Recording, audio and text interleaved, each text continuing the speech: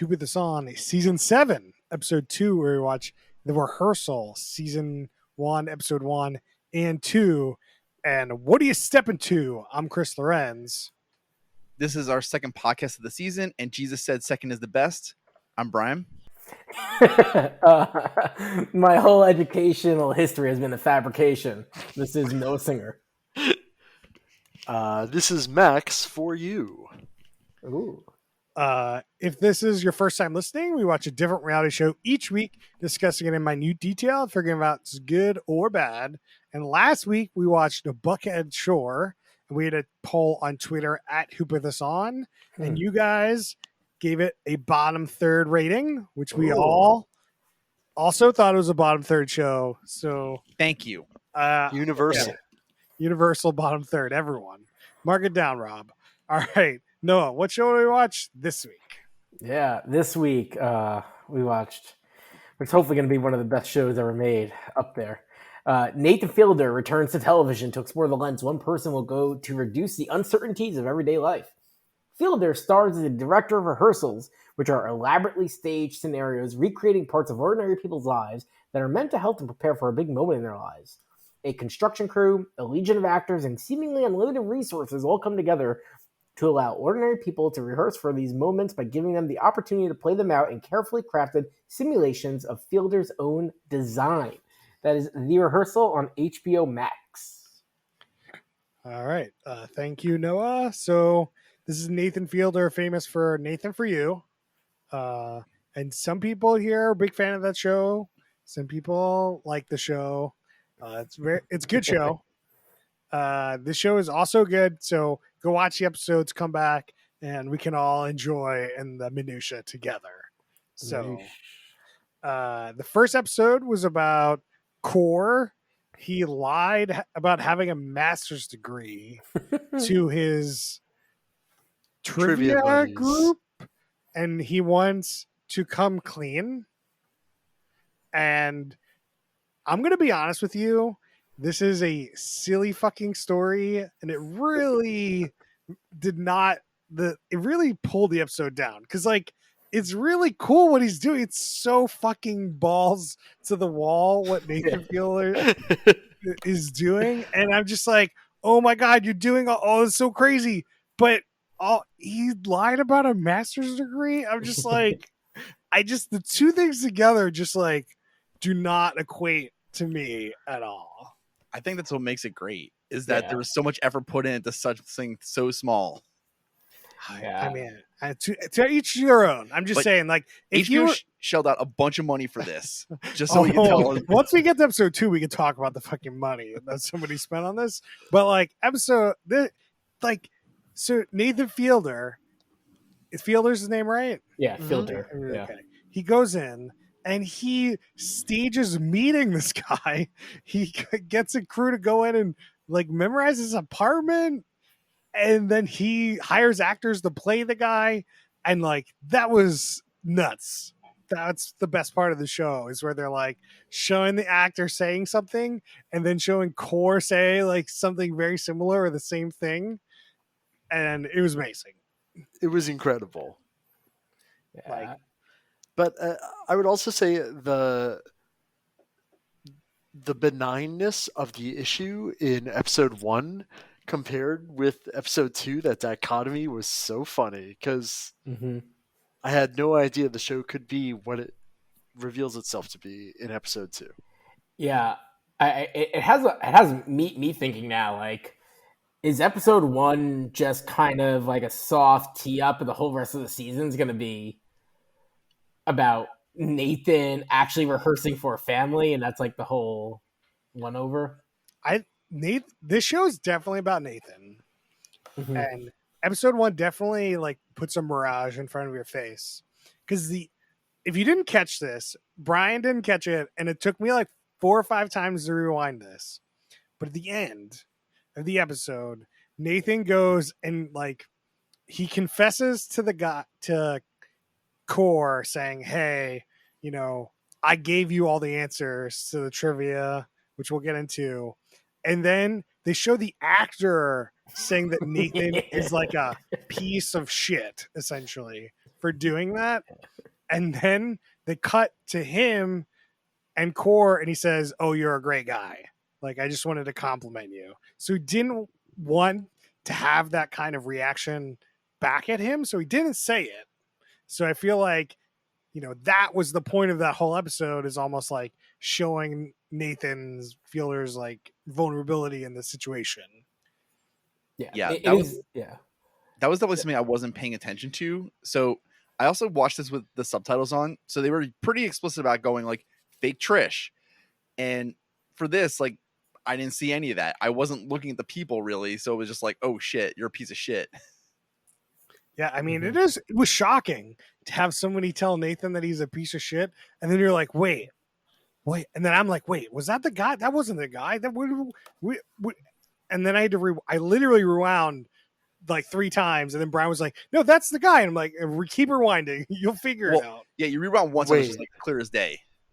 Wait, I'm sorry. Hold on. The guy who told him he's a piece of shit was not the real Core? Yeah, that was the actor.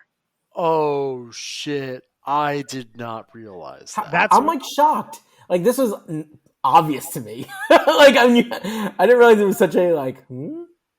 I may have been partaking in something at the time I watched this. No, I think it's very easy to miss.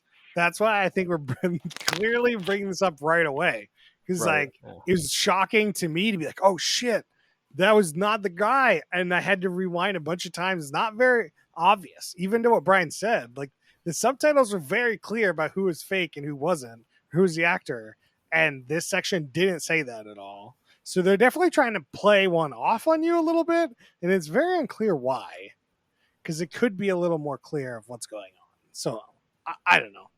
Just so you guys are aware, you can watch that clip again and you could see. Yeah, I mean, it was definitely clear. It was just like, if you're half paying attention, you're gonna miss it. Yeah, go rewind it and you'll be like, oh my god, okay, this was. Yeah. It was just so funny to like that. It made the episode way better for me. Yeah. Should we start going into like what he actually does? Because to the extent of recreating the alligator lounge, like, is insane. Yeah. Before we get into that, I have to say something. So this guy Core, his hair is the most distracting hair I've ever seen in any show. I'm so confused what this guy's trying to do. It looks, I can't tell if he's bald or not bald, if he's got like a little lip of hair. Like, I don't understand. It was really distracting to me. Huh. That's I'm looking at a picture from again. As a bald guy, I'm just like, what are you doing? What's going on with your hair? You wanted to join the club. He needed to commit, and he did not. Yeah, I'm just like, what are you doing? Because this is wrong. And it was really confusing to me. It was really distracting. Anyway, yeah, go ahead. Noah, bring us to the extent at which Nathan gets the recreation of this scenario. So we talked a bit about it. They hire actors to play people that are going to be, one, who need to confess something, and two, the people in their lives, right? So they can practice the apology or the actions they want to do. But Core and his trivia group, they always play trivia at Alligator Lounge, somewhat popular bar that used to be on 14th Street in Manhattan, and to my knowledge has now moved to Brooklyn. And they're always known where you buy beer, you get a ticket to get a free pizza in the back. So that was kind of cool. That I was like, oh, I actually know this place. But anyway, they recreate Alligator Lounge in a soundstage seemingly in Brooklyn, and every detail is thought of. Like, if a chair in the bar has a rip in it, the chair in their fake bar has a rip in it. If there's a balloon in the corner that's like slightly deflated, the balloon in the corner is slightly deflated. It is incredibly detailed. Like, it's like a Disney World ride turned up to 12. Yo, this is a 12-minute walk away. Should I go there and report back? Yeah, it's great for a late night. Like, the pizza's pretty good. So he recreates this whole bar, but before he recreates the bar, he creates this whole dude's apartment too, so he can practice the pitch to pitch this guy to be on his show. And that's kind of how that's how the show like gets introduced, is him like doing the pitch, and they keep going back between the pitch and the rehearsal to the pitch, and like it was nuts. The only thing that was like, they did make some jokes about how it was slightly different, like, you know, the bookshelf had like fake books in it, and the chair was different, and he made like a joke in the rehearsal that didn't land in the pitch, and like there was something going on with that I thought was pretty funny. It's because the chair was lower; it wasn't the right level, so it just didn't land. That's not why it didn't land, but no, definitely not. That's why he said it didn't land for sure. Yeah, I thought that was good. And the way he did it, he sent in like a gas company crew to like, oh, they're checking out the apartments, and they go in taking pictures of everything so they can recreate it. Incredible. It's too nuts though. Yeah, it is wild. Yeah. So then they get this guy into this fake bar. And they're like, okay, every rehearsal we're gonna start adding more shit. Like by the end of it, there's like, I don't know, the first time there's no one in there. He's just the bartender and he asks for a drink. And like the next time they go in there, they're making pizza. And then the next time they go in there, there's like one guy. But at the end of this, the place was full. They were doing full trivia night. Like it was crazy. Yeah, and even then they've got the fake bar patrons in. Hey, look, this guy doesn't have a master's degree. Who doesn't have a master's degree? There's a whole giant decision tree in like, I don't know, OneNote or whatever that Nathan was like filling out. It was like the amount of effort to rehearse the fucking silliest scenario I've ever seen. Like, can you find a guy that's like, yeah, I want to like come out to my daughter and tell her that she's my daughter or something? Like, what is this like weird? I like lied about getting my master's degree. It's like, dude, no one cares. I think we got to talk about how they found Core. So Nathan puts up a very terse Craigslist ad for Actors Wanted. In like submit something if you've ever lied. Yeah. Like, and so it's interesting. Like, who's on Craigslist? And like, you know, you start going through the funnel, the stages of who's in this pool. I think if I'm browsing like the job section and I see one that's just like actor wanted, if you lied, everybody's lied. Okay, great. I'm doing this. Easy money. Yeah. Definitely. Well, it didn't say anything about money. I assume that you're getting paid. Like, I mean, how many, dude, the chances you end up on a paid job on Craigslist, it's got to be like 0.5%. Unless it says you're getting paid, then, you know, the chances are higher. The chances you end up Nathan Fielder as the other side of a Craigslist post is like astronomical. Oh, it is definitely a wild chance, but I don't think the HBO can get away without paying them. No, they're getting paid. It's just like when you respond to a Craigslist ad. Yeah, they can specify the payment though. I know. Yeah, I'm sure. I mean, it has to have been a decision to pick this guy for some asinine thing. No, you want Internet Corner to see if anybody has a clip of the Craigslist ad? Yeah. And it was in the show. I mean, yeah. Okay. I didn't know. I didn't see the full thing. This is clearly how much I was like paying attention to the visuals. Yeah. The one thing about this crazy bar is they literally had like, the pizza part also worked, where like they went up and gave the ticket, and there was a guy in the back that pretended to get a pizza out of the pizza oven, where they just like had another room where they had like pizzas they got from somewhere else and put in the pizza oven. It was just like, it looks like DiGiorno's or something. Yeah, I mean, the pizza might not have been accurate, but like the whole setup was pretty accurate. I thought that was really like insane. The replica, there was absolute attention to detail. There is a footnote on this bar that we'll have to get back to in episode 2. The one thing, this whole scenario, Nathan's like, oh, if he gets too invested in the trivia, he's not going to, if like he doesn't win at trivia, he's not going to actually confess about the master's degree. So then Nathan goes around and has like they're walking down the street and got actors to tell him random facts that are the answers to the trivia that he's going to. And it was just like, I can't imagine that Core didn't know that was happening because it seemed very obvious to me.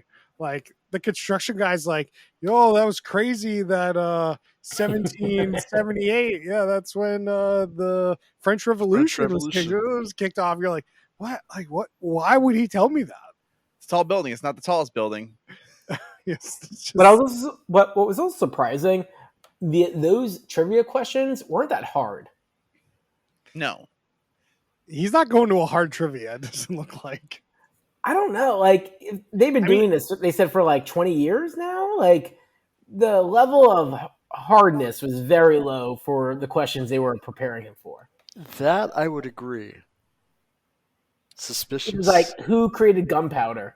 Like, pretty, like, somewhat known, like, Chinese, right? The tallest building, the Burj Khalifa, French Revolution. Like, it was. But also, like, 1789 is hard. The thing is, Nathan also went to go get these questions pre-made, so he was probably softballing it already. Even though he was like going to prep Core for the answers anyway, it's already easy enough. Yeah, I don't know. Yeah. I mean, I love this concept of incepting the answers, and then we already talked about Nathan, like like this fake confession thing. Really, I think lands that whole thing, makes that like really fun part of the show. Yeah, there's one scene I want to talk about when he's trying to like befriend Core, and they hang out in this like hotel pool, and they're kind of like eerily like close to each other, and like Nathan's in this odd position, just like kind of like chilling near each other in a hotel pool. Everyone else find this like quasi awkward. Oh, I mean, it was super awkward. That's the whole point. Yeah, I have to imagine he's aware he's doing this on purpose, right? But that's the whole thing with Nathan Fielder. It's like you never know what's him and what's an actor. I think that's what he wants. No, I know. He's good at it. Like, it's almost to the point, I think, in the show that it's like we're calling it a reality TV show, and I think it is. At least this whole first episode with the Core, but like the whole Nathan Fielder part of this is like, I don't know. It could be just like the whole Bull Rat story thing that you have to like. He constructs all this, reality stuff to go around like some sort of story he's already concocted. I think if you're considering Impractical Jokers as a reality show, then this is definitely in that same vein. No, yeah, I'm not saying it's not, but I'm just saying that there's like a piece there that could or could not feel more real than others because we don't really know who Nathan Fielder really is. Like, he's been awkward forever. He's been on, his other shows also, he's really awkward. And it's like, how awkward really is Nathan Fielder? I don't know. I feel like I just feel like there's a part of me that's like, that's just who he really is to a degree. But yeah, you're right. This could be a whole Borat thing. It's like, yeah, it's just like pieces are real and other pieces they're interjecting aren't real. He's like setting up some sort of storyline that like he set up, but everything in between is just kind of some sort of setup, and that's fine. I think that could work, and I think it's working here. But it's like Andy something Kaufman to be aware of. It's like taking it to the next level. Yeah, I agree with you. No, the pool scene was pretty funny. He was like, "Yeah, I got an actor to come in there because we didn't want to have like this awkward conversation go on too long." And then there was also a scene where they went skeet shooting because his last name was Skeet or something. Yeah. And apparently he filled all the guns with blanks so that they could both be bad at it. And I find that hilarious. Pro move. Pro move. You're trying to bomb with somebody, fill the gun with blanks so that you're both terrible. So I found the Craigslist post. I just brought up the episode. What's very strange, though, if I take a screenshot of it, it comes out black. Oh, it's like content protection. Okay, well, I'll put it up to Okay. here. Did at least say and- the pay? No. Can it you says read here it off be to avoiding. us? yeah. Yeah. So, Chris, do you want to read it? TV opportunity. Is there something you're avoiding? Question mark. Do not contact me with unsolicited services or offers. It also says submit video. Yeah. Okay. It does say TV opportunity, so you probably would assume you get paid for a TV opportunity. It just doesn't say like that second thing, you know? Yeah, Yep. and probably like you're interviewing too, so it's okay.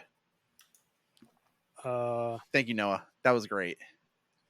There was also Anytime. some fun things in the first episode before we move to the second one. They had like some bird watching interview with the woman that he's trying to confess to. And like she like the edit made it seem like she like so Trisha is the woman and she's supposed to be interviewing a bird watcher, but it made it seem like Trisha never shut up at all. Which they it and when you're interviewing somebody, you can't be the one talking the whole time, which I thought that was the edit. I don't know if it's just the edit or the real thing ended up that way or not. I don't know, but I thought that was pretty funny. That worked really well because I feel like you got to know Trisha a little bit, but like this setup and then seeing her at the bar at the end and you like trying to interject conversations. I thought that like that worked really well. Yeah, I thought that was good. And the thing that just gets to me, how does Trisha make money? Great question.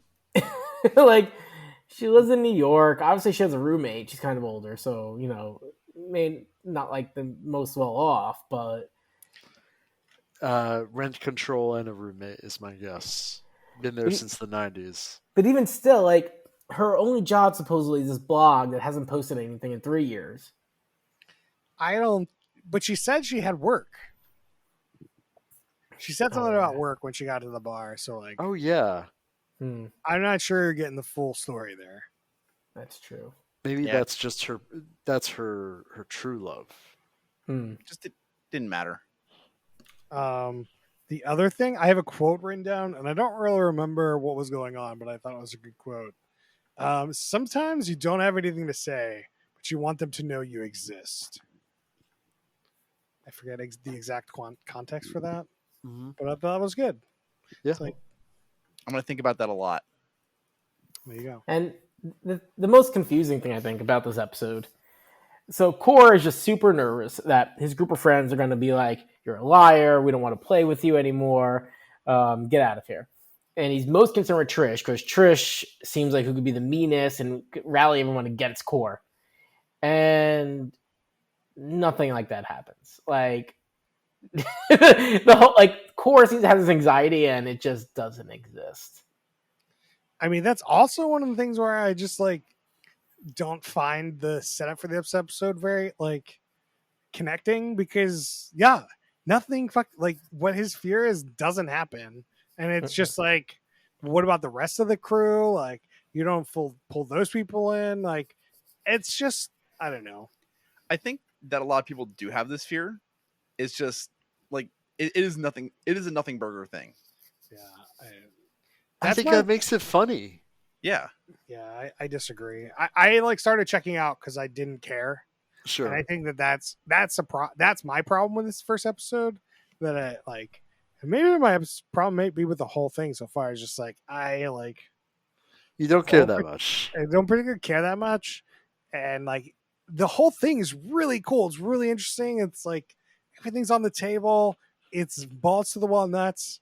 But like at the end of the day, I don't care about this guy and his master's degree, and I think I have to like really put this is spoilers. This is a top third show, but it's not Taskmaster. It's not Survivor. It's not like a top show for me because I am not connecting with like this whole setup.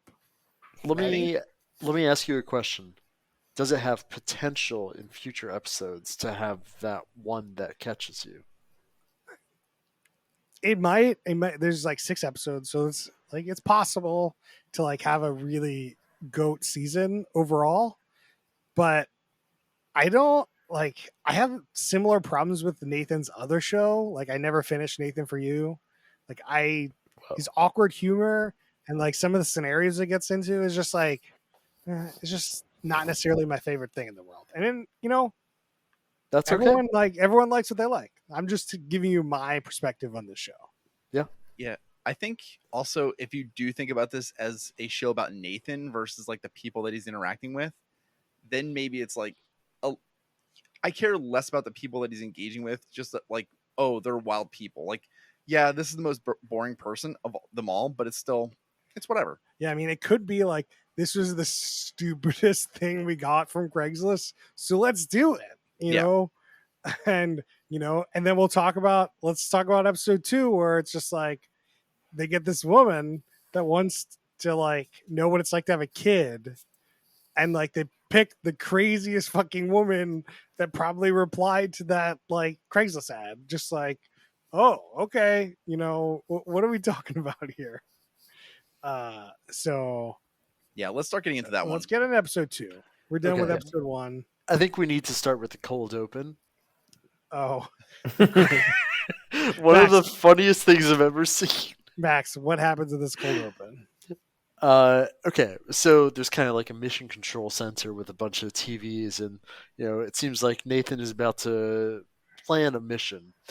And so he's like, "All right, team, ready, go." People push up a ladder next to a house, and somebody climbs in, and they're like swapping out a baby. It's a baby kidnapping swapperoo heist. And the mission succeeds. Everybody gets back to the headquarters, and he's like, "Good job, team." Yeah, it was pretty crazy. You're just like, wait. We have no idea what's going on. It's the wildest shit I've ever seen. The show's about some sort of rehearsal, so you're like, they just swapped a baby. What kind of rehearsals is this for? What are you rehearsing for? And then they kind of get into it. It's, we talked about this woman wants to pretend like they have a kid, or like, raising a kid, I guess. And like just the absurdity of this whole thing where like babies can only work for 4 hours at a time. So they need to have, I don't know how many babies they have to have, like 15 babies or 6 something? a day. They have no, they swap it out for a robot at night. Because they can't work past like 7 or something. Yeah, so basically they need 3 babies a day, right? Kind of. It's like probably like 7 a.m. to 7 p.m. is like when the baby works. Yeah. But it's a crazy sentence to begin with. Craigslist ad, wanted babies for TV opportunity. Yeah. This is the craziest thing to me, is just like the amount of babies and child actors they need for this like fake raising of a kid is insane. Like it's just so many. The number of producers you need just to wrangle all these babies has got to be insane. It is bizarro town. And then like these mothers are like, or parents are like, let's let this other person watch our kid for 4 hours. And like, if they're crying, they're dealing with it, and like, they're just sitting in this other like, barn out here. Like, I don't know if they're watching or whatever they're doing. They're getting paid. Baby's going to college. Right. Like they got to be getting paid a decent amount of money. It's probably like $1,000 for 4 hours, right? Something like okay, I will consider that. The amount of money spent on this show is insane, because we find out that he moved this one takes place in Oregon and the other one was in New York, so he moves the fake bar to Oregon. I loved that. Yeah. That made me so happy.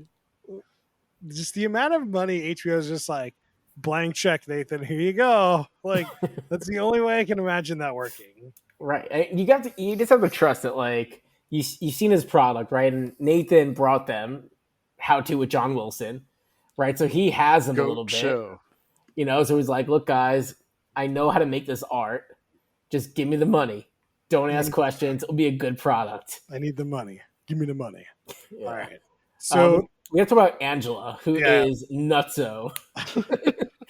She is a born again like Christian that she says she needs a husband and she wants to raise a kid, and they're obviously going to have a couple acres, and she's going to have some animals and some plants, And obviously, they're gonna have the option to go off grid because babies' craniums aren't fully formed yet. So wireless waves are more dangerous for babies. But you got to go on grid sometimes. You got to be able to go You off gotta and go to on. on grid. When you want that hot shower, you got to go on grid. Like, it's just, this is how, not necessarily her intro, but very soon to her intro, you're just like, oh no. Oh Yeah, it's man. like she's 44. She's like, okay, so the clock's ticking, right?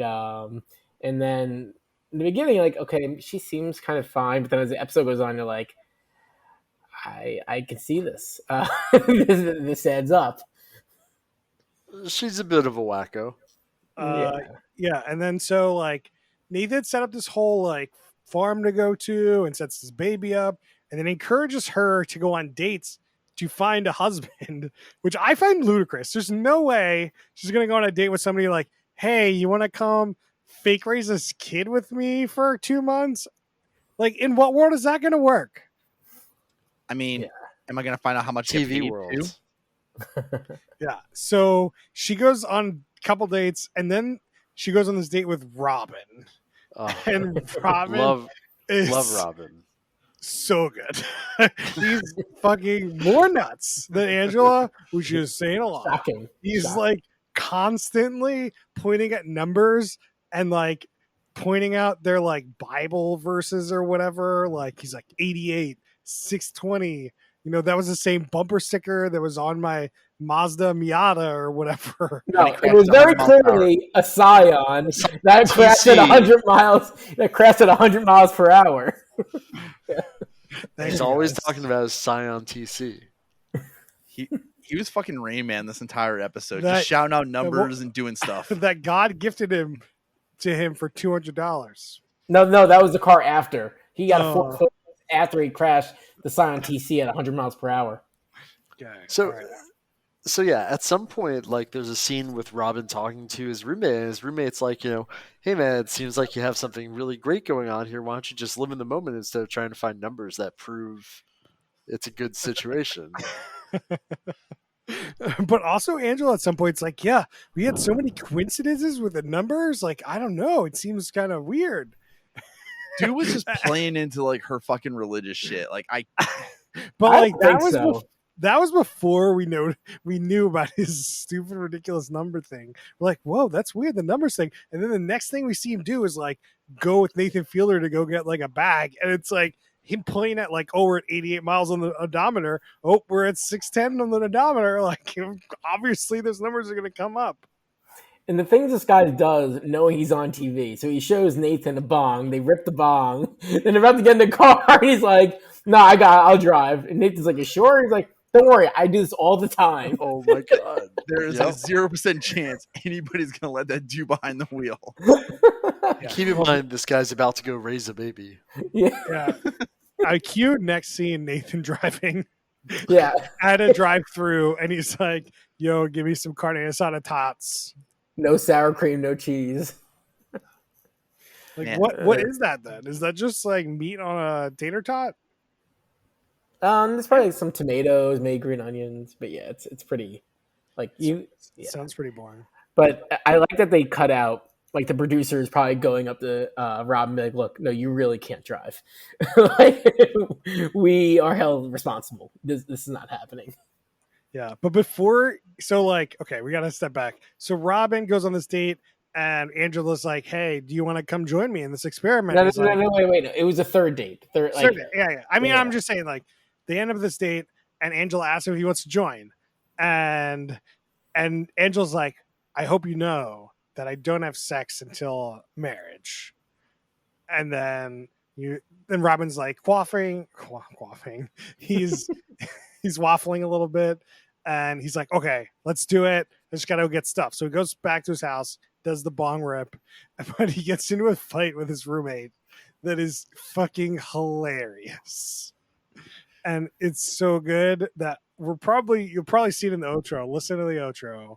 But he's like, "What are you stepping to? What are you stepping to? Stop stepping! You gotta squash it! Squash it! Quit fucking tripping on me!" Dude, Robin is the biggest asshole roommate ever. yo, like we're running out of mayo.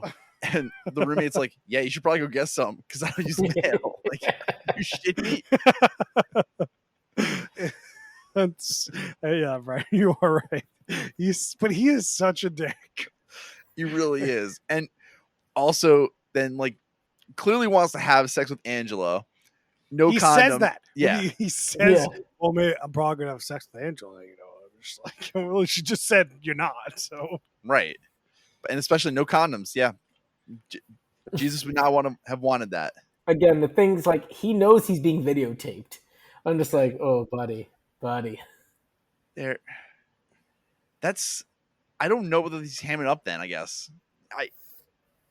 Nah. Could be, but I mean, he's probably hamming up a little bit. Oh, But that dude seems like a dick. Like he's not hamming it up, and be like, "Where's the mayo?" Like he's just like literally just saying, "Where's the mayo?" Like there are multiple tweets from Robin's family members saying like, "No, this guy is like this." oh, really? Yeah, Yes. I was definitely expecting you to say that he wasn't like that. Yeah. And that's amazing. How'd you find those tweets? I'll link them later. Yeah. He also had no license plate on his car. Don't you need a license plate? That's another reason why they're probably like, look, Nathan, just get in this car. We're good. You don't need like, don't you need one? No. To be fair, you probably don't, but you do. No, you definitely you No, like definitely need a license. You're gonna plate. get pulled over Yeah. at some point, not having one for sure. Like it's one thing if you're in a state that needs two license plates, one on the front, one on the back, and you don't have one on the front. Yeah. But if you don't have one on the back in any state, you're gonna eventually get pulled over because they're like, "Yo, what's up?" yeah, I just think that was improbable. So Maybe he just like took it off because he's like, "Hey, I don't want my license plate on TV for some reason."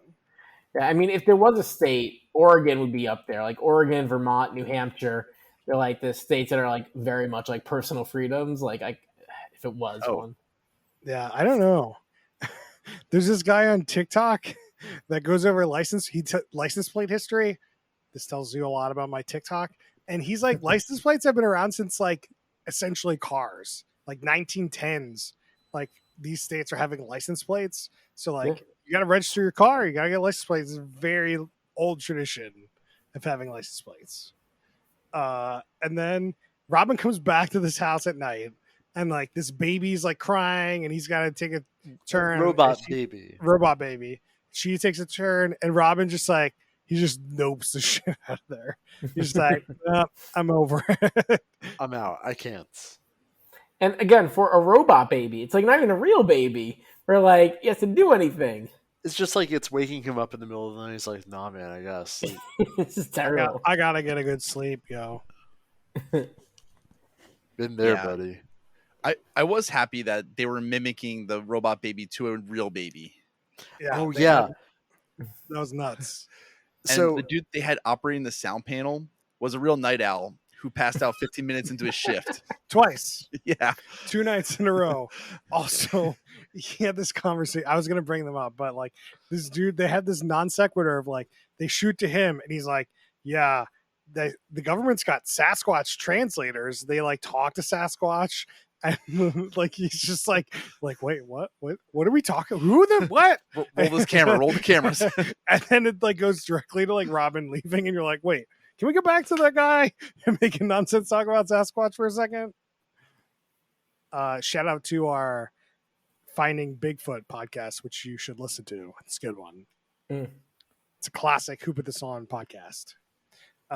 So then after Robin leaves, we know that Nathan Fielder comes in and we see he's at this hotel. He brought his cats, and like he's trying for somebody explained this better, but for some reason he decides he's going to be the husband for this like rehearsal, and he joins Angela like at the end of the episode, and then end of episode.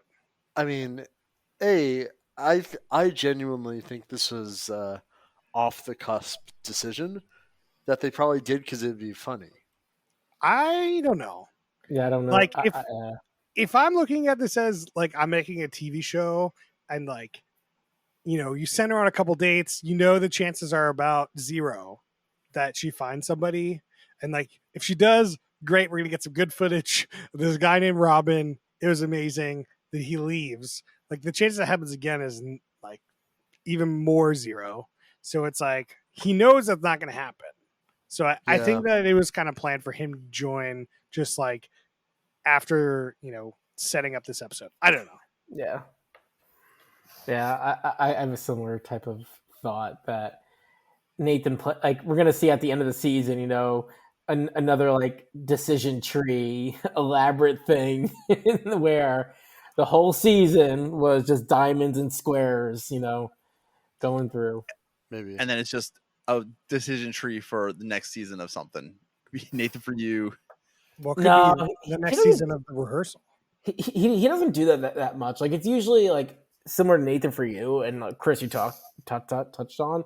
It's like a deep psychological thing that Nathan's trying to overcome, right? And like he doesn't actually wrestle with it. It's him still avoiding some like core thing that he just like skirts. Yeah, I mean, he was a producer on that other HBO show. How to? What was it, Noah? It's how to with John Wilson. Yeah, How to with John Wilson. He's like, that's his. I think that was like he's like an executive producer on that. Like that's kind of his thing too. Yep. So like he's not always in front of the camera, but like I can't imagine the next 4 episodes could just be him and Angela raising this kid. I totally expected every week to model the format in episode 1. One guy, and you solve them in one episode, and that's it. Yeah, so did I. Who knows where this format's going to go? Chris, how do you know it's 6 episodes? You can see it on TV Time. Okay, don't do that if you don't want to be spoiled a little bit, because I think that like I can interpret some stuff from that or watch the sneak peeks, but yeah. I listened to some podcasts and they said it was 6 episodes. Got it. That's how I know. I mean, like no quotes. Like I don't know. I didn't look it up. Brian did, so Brian knows. Brian knows. Yeah, I'm not gonna say anything. So yeah. Don't look at the episode titles. Apparently, if you like, I think this would be, I don't know, better show binge. Maybe I don't know. It is nice to talk about it with people. So yeah, it's hard to binge. Like I find, like I love Nathan for you, but I find like these type of shows, it's hard to binge it because it's such a narrow slice of comedy that once you got your fill, it's easy to tune out. And but like the art is so good, you don't want to miss out on all the details. I just think that this is like a cliffhanger, and I want to know. I just want to watch them raise this kid. I don't want to stop. I want to watch it. And that's why I'm like, I kind of want to binge it. And if the next 4 episodes are about them raising this kid, I'm like, well, I could keep going, But if it was like episode 1, I'm like, let's do it week to week. Like, I don't need to watch more than one at a time, Sure. Whoa. I have what might be a slight, I don't even know if it's a spoiler. It's like weird. So I'm scrolling the Reddit. Oh, you can't scroll the Reddit. Yeah, I don't. It's a little weird. So there's a series of pictures of Robin and Angela together, like on the beach. They banging?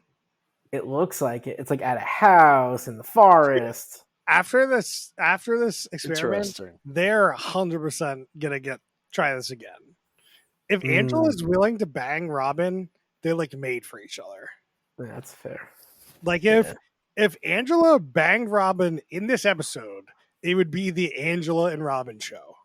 Mm-hmm. And whatever Nathan had planned would have been blown to pieces because Robin would just be there.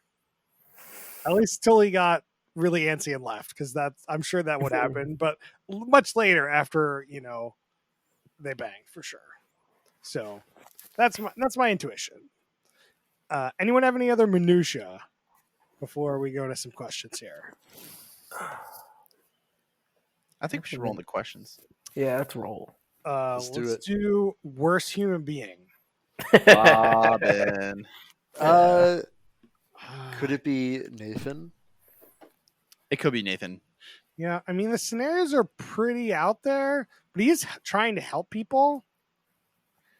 So I'm not really okay with putting on Nathan. I feel like Robin is pretty much a giant dick in this episode for sure. He's like weird, but then he's kind of a dick to his roommates. He's addicted to his roommates. He was going to drive high. There are a lot of reasons to hate this motherfucker. Yeah. Yeah. Like the one thing I don't like about Robin that like gives me such a distaste about religion is like people who speak almighty about religion and do things that are just not cool. It's like don't hide behind religion. Yeah. Have you heard of history though? Like Religion. you heard of Europe between the years of 1300 to 2000? Like No, I know like religion has a lot of good things to give, and I think like it's things like this that give it a bad rep and also give me the negative perception of it. So it's just like just gross. Is this the apex for Nathan Fielder? What do you think? Ooh. Yet to be seen. Yeah. I don't know. Go. I feel like the show is way more popular than Nathan For You was. I think his popularity has been growing. Who has heard of the show but hasn't heard of Nathan For You? Yeah. I don't know. But like you could also put Apex as like Nathan For You is, this is the same like crest of a peak as Nathan For You. I don't know when Nathan For You ended. Yeah, it ended a little while ago, but then this Nathan For You is also on Comedy Central. So it was a little harder to discover than HBO than where it's on HBO Max, where they're gonna feature prominently in their banners and stuff. Sure. I'm gonna call it Apex because the show is balls to the wall produced. He's got all this money. It is like I'm hearing about it all over the place. So that's what I'm gonna call. Did we discuss what Apex actually means? Yeah, like Apex of their lifetime or Apex to date? We talked about this before. It is not Apex for their fucking lifetime. No one knows what Nathan Fielder is going to do in 10 years. No one knows. So it's like, is this the top of his career or not? To date. I can probably predict what he's going to do over the next 10 years. Yeah. And I'm going to call this, he's at the top of his career. He's got a great show on HBO that has a huge budget being pushed. Apex. Yeah, I'm gonna go. Yeah, I'm gonna go with not the Apex. I think some things he did on Nathan For You were just more clever. Like this is more outrageous, but the whole Summit Ice and dumb Starbucks and everything it did there, so far had more wit to it. So I'm gonna go no. Yeah. Okay. All right. There you go. We're undecided. Let's move on to who's gonna hook up next. We may have heard spoilers about Robin and Angela. Yeah, I mean they seem to be prime candidates here. Or do you think Robin and Trish? Core and Trish. No, but what about Robin and Trish? I like Robin and Trish. Robin and Trish aren't even in the same state. So what? They got money, man. They're gonna bring them together. They shipped an entire bar across the country. They can ship one person. Yeah, but they're not going to show coach seat on Delta Airlines. They're not going to show them banging on the show, though. Are you sure they won't? Dude, it's HBO Max. Yeah. Yeah, I think Trish is done with the show. It airs Friday at 11 p.m. They're in that late night segment. Nothing airs anymore. No. Yeah. I'm just saying they promote it as new shows Friday 11 p.m. That is an unusual time slot. Let me just say. Yeah, no one cares. It's very strange. Let's do. What do you think the production schedule of the show is? God, I could not possibly imagine. Well, we know that it takes they're doing this parenting thing for 2 months, At least that's what they said. Yeah. And this first episode must have taken weeks because they said at some point that's 2 weeks to your next trivia thing, and that's why they were like this whole season must have taken like 6 months or more. At least. Yeah, Yeah, because they're reconstructing so much. Like the ideation phase of this show must have taken years. Oh yeah. So, Like they had to put the Craigslist ad up, interview people. Like there's so much work to put on something so stupid. So much work. all right, let's do some drinking rules. So I'll start out with anytime Nathan is acting awkward, take a drink. Dude, Brian? you're gonna be so drunk. You know, Yeah. you got to do it. Anytime a camera, like Nathan's gonna be narrating, but then anytime a camera like points like a weird object and focuses on it, Oh, that's a good one. Noah, you got a drinking rule? I'm going to do a sub rule of Chris's. Every time they show Nathan with his mouth just ajar, just like a gate, take a drink. Max? Yeah, every time Nathan suggests something absolutely insane, and the other person is like, "Yeah, seems reasonable," take a drink. I think where the season is going, and be like anytime they mention like somebody does like a prayer or like says something about Jesus or God or something, does the cross thing, take a drink. Every time you get confused if it's real or fake, take a drink. Dude, take the whole bottle. I can't believe I missed that. Anytime Nathan learns something or like struggles to do something, because I think that's kind of the point of the show is probably going to end up being, take a drink. Anytime Nathan is surprised that the person he's talking to just said something that he couldn't even believe, like driving a car high,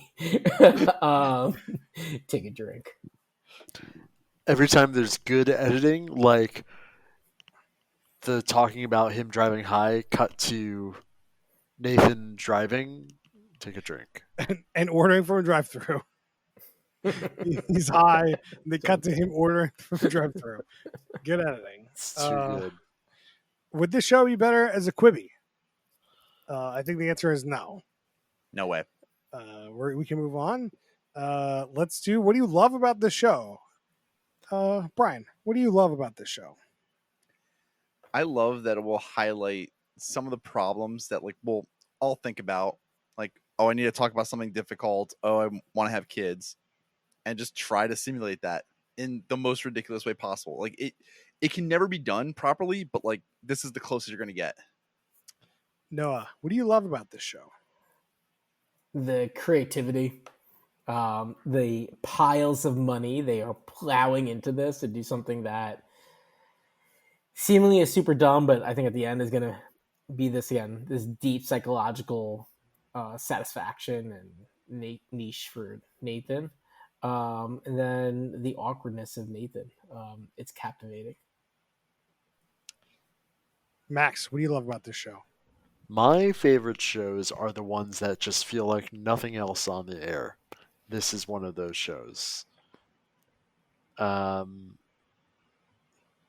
So yeah, I'm gonna say the unexpectedness is what I love, and also Nathan Fielder, likable guy. I love the like amount of effort and like is displayed on this show that is just next level. I love that this show has gone to just the lengths it has gone to do the things that it has done. It's insane. And it's just nothing else is even close. So that's what I love about this show. Let's do our last question where we do stack ranks. So we do a top, middle, bottom, third show. Some people stack rank in their stack ranks. Brian, what do you got for me? Top third, middle of the top. I really want to watch the rest of the show and just see how it ends up. I could not. Well, I immediately tuned on it for episode 1, but episode 2 was just such a wild ride that I couldn't stop paying attention. Max, what do you got for me? Top third, middle of the top. I kind of agree that, I want one of the people with a problem to have a problem that really grabs me. And so far, it has yet to, but it has so much promise. And I trust the creator. Noah, what do you got? This is the easiest one I think we watched. Maybe Shark Tank was easy for me too. I am such a fanboy of this. Top of the top. This is only second to Shark Tank, maybe because like Shark Tank just has, I think, the breadth. Just they over deliver. It's so good. So top.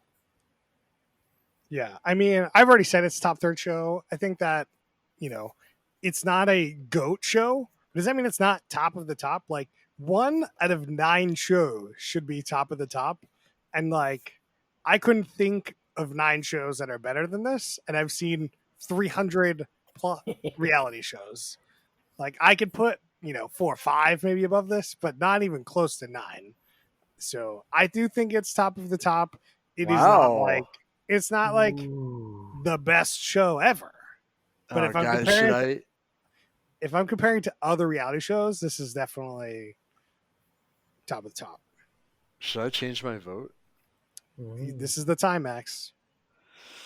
No, I'll keep it as is because it'll be really hard for whoever's writing them down. I gotta take us back to drinking rules. So I'm still going through, the Reddits and all this. We missed like 2 very easy drinking rules. One I found from Twitter. A shout out to @Gabby Frost. Going to take a shot every time Robin says something about his sign on TC that he crashed going 100 miles per hour. So on the money, and then of course, anytime Robin mentions numbers, take a drink. Oh man, yeah. The problem is those are good drinking rules for episode 2, which we've already spoiled all of it, and we told people to watch it. Yeah. So like, yeah, we've also forbidden myself from annihilating people, so we can't use those rules. Annihilating Robin, I think we already did. We did. All right, let's talk about shout outs quickly. Brian, do you have any shout outs? I'm checking out the next season of The Circle. They just keep getting, like, it's an okay show now. If I had to go back, I would probably downgrade it. Yeah, I mean, I don't think you can downgrade shows because, like, season 1's still great. It's still a really good show. Yeah.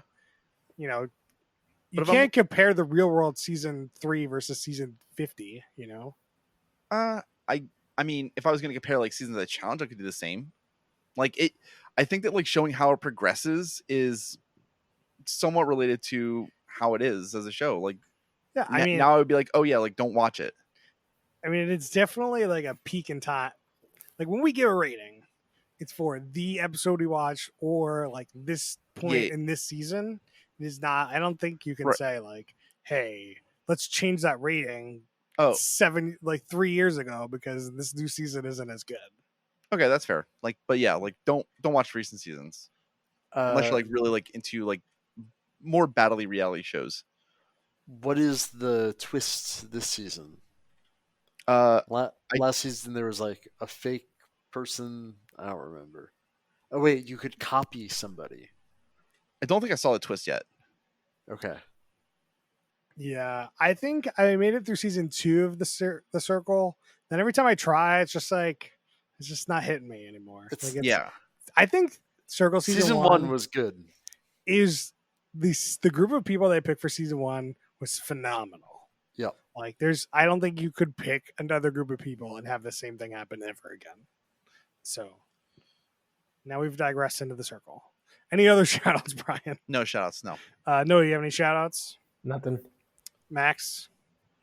I started reading Cytonic Skyward 3.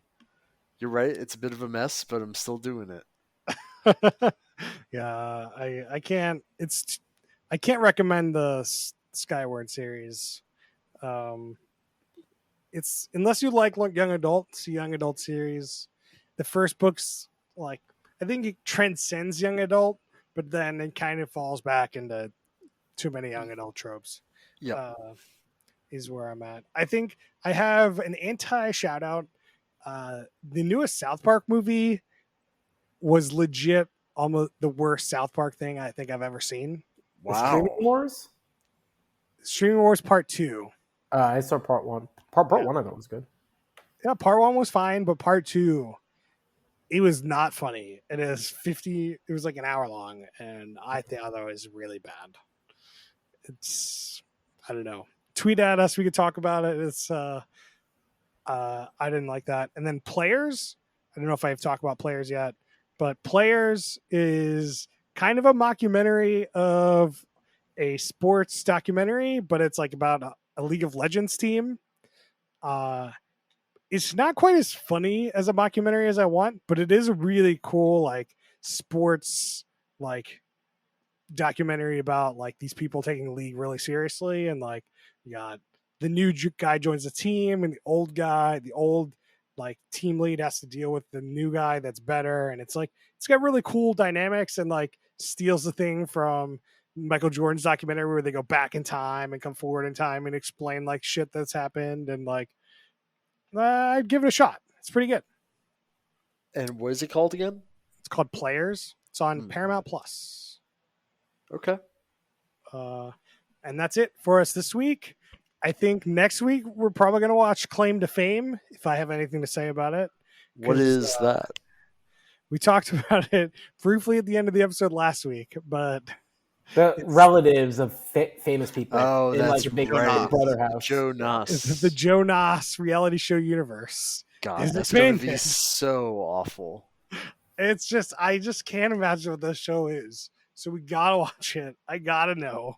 And we got to talk about it.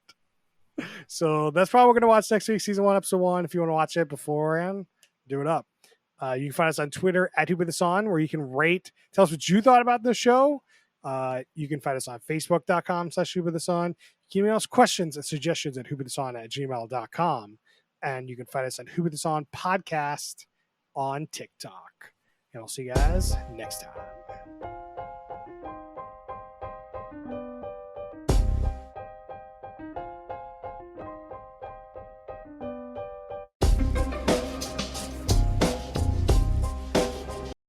What are you stepping to? Squash it. What are you stepping to, bruh? Squash it. What are you stepping to? What the fuck does that mean? What's up? What's up? You're stepping to me, bro. Hey, what's up? What's up? I'm right here. Cross the fucking line then. Why you keep tripping on me? Quit fucking tripping on me, bro. God bless you, bruh. Good then.